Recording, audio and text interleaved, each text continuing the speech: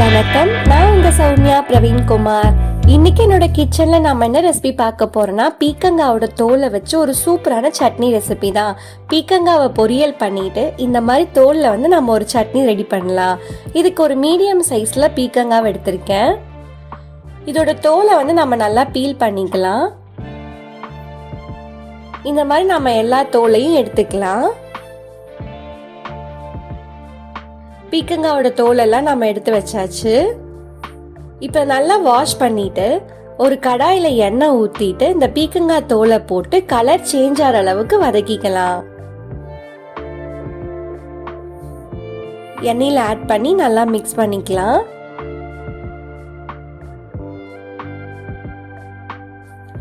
இதோட கலர் நல்லா சேஞ்ச் ஆயிடுச்சு.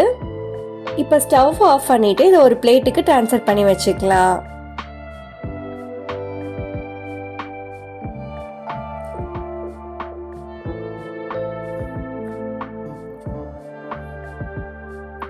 இப்போ இதே எண்ணெயில் ஒரு டீஸ்பூன் அளவுக்கு கடலைப்பருப்பு சேர்த்திக்கலாம்.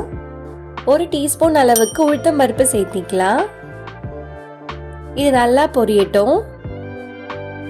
இது பொரிஞ்சதுக்கு அப்புறமா ஒரு டீஸ்பூன் அளவுக்கு சீரகம் சேர்த்திக்கலாம். 5 பல்லு பூண்டு சேர்த்திக்கலாம். 3 பச்சை மிளகா, 2 காஞ்ச மிளகா சேர்த்திக்கலாம். கட் பண்ணி வச்சிருக்க ஒரு பெரிய வெங்காயத்தை சேர்த்திக்கலாம். இது எல்லாத்தையும் நல்லா வதக்கிக்கலாம். இந்த சட்னிக்கு தேவையான அளவு உப்பு ஆட் பண்ணிக்கலாம். கொஞ்சமா கருவேப்பிலை ஆட் பண்ணிக்கலாம். இதை நல்லா கலந்து விட்டுக்கலாம்.